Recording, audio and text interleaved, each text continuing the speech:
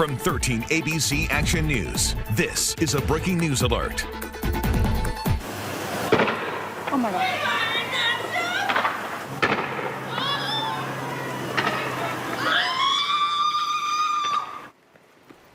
A dark night in Toledo. A Toledo police officer shot and killed during a standoff on Fulton near Columbia.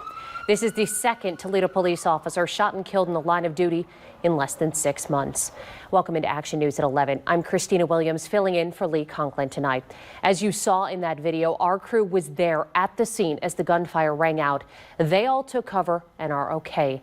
Top Toledo officials confirming tonight that Officer Brandon Stalker was shot and killed. A suspect also shot. Here's emotional video our crew captured just a half hour ago. Toledo police officers saying their goodbyes to Officer Brandon Stalker as his body is brought out to the coroner's vehicle to be transported.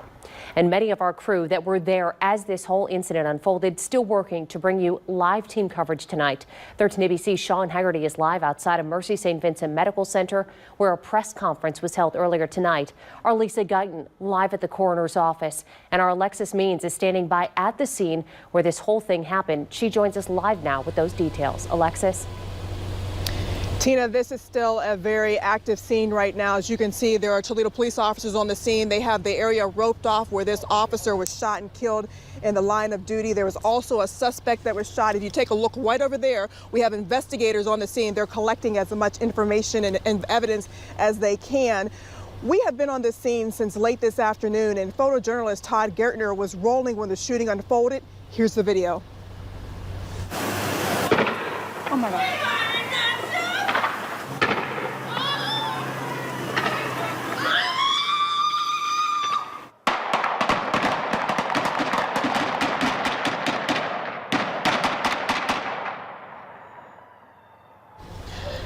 That was the scene earlier today. Toledo police officers surrounded this home on the 2200 block of Fulton Street. The gang task force saw a suspect accused of setting the cathedral on fire, standing outside smoking a cigarette. They approached him. He took off and allegedly pulled a gun and ran into this home. Now, TBD set up a perimeter, called in the SWAT team and a negotiator. The chief says the negotiations were unsuccessful. The SWAT team shot tear gas into that home to try to force out that suspect.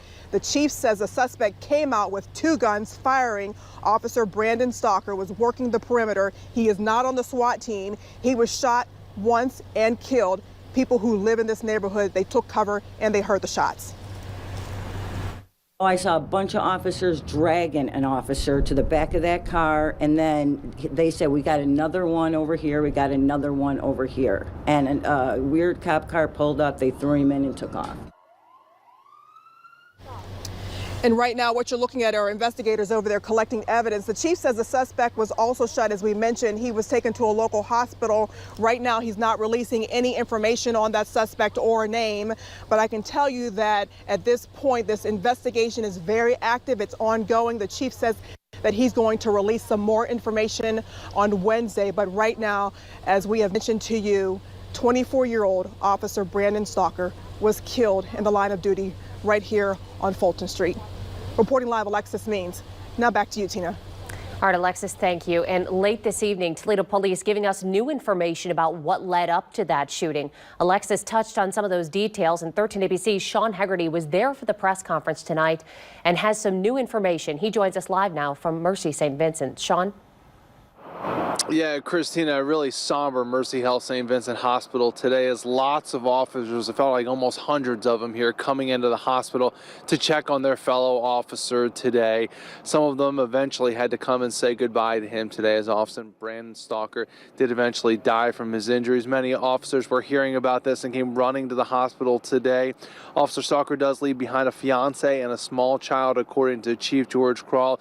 The chief today calling him a great officer, saying he graduated in the class of 2018, been on the force for about 2.5 years. Chief Kral didn't give many details about the incident today, saying he'd answer those more questions, as Alexis was just telling you, later this week. But when the man did barricade himself inside, that's when the SWAT team and the negotiator called in.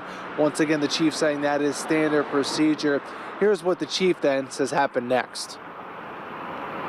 Negotiators were there, and tried to negotiate for hours. It was not successful.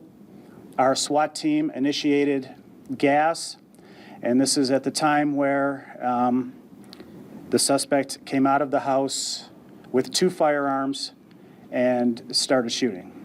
I'm sad to say that Officer Brandon Stalker was struck once and has passed away.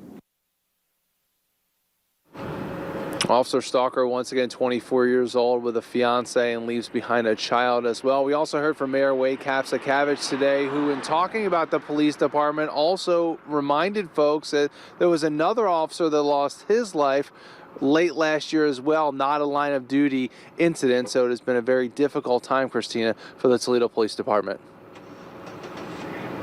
Thanks, Sean. And as we've reported, this suspect could be tied to the fire that happened overnight at Rosary Cathedral. Investigators telling us the front doors of the historic building were intentionally set on fire. The phrases "Jesus is black" and "Black Jesus" were also spray painted in several places across the front of the church. And our Lisa Guyton is standing by tonight at the coroner's office where Officer Stalker's body was escorted by those first responders. She is live with the very latest. Lisa. Christina, certainly a heartbreaking day for our city and for the Toledo Police Department. It was about 10 minutes ago when Officer Stalker's body was escorted here to the Lucas County Coroner's Office. There were dozens and dozens of his fellow officers who escorted his body here to the Coroner's Office where an autopsy will be performed. There were also members of the Toledo Fire and Rescue Department and the Ohio State Highway Patrol. Part of that escort, lights on, no sirens, very emotional to stand here and watch that procession. Certainly a very difficult day, as I said, for the department and for our city. I was on the scene reporting live about the standoff when the gunfire erupted. I was with 2 of my colleagues, Sam Widmer and Todd Gertner, and it was certainly chaotic. We did leave some of the equipment in the middle of Fulton Street, ran and took cover. I've been in the news business for more than 30 years, and I have never experienced anything like that. It was terrifying. One of the things I hope that all of us remember every single day is the men and women who put their lives on the line every single minute of every day to protect all of us. And I hope that is something that we all remember. A dark day for sure in our city's history, and only 6 months removed from the death, the line of duty death of Officer Anthony Dia as well. A number of the officers just left minutes ago, but once again, the autopsy for Officer Stalker will be performed here at the Lucas County Coroner's Office.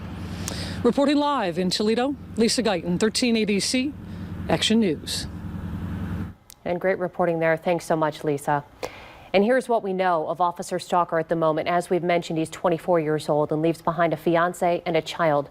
Dr. Katie Anstadt, the superintendent of Washington Local School District, says Stalker was a 2015 Whitmer grad. She tells us tonight the Whitmer community is crushed.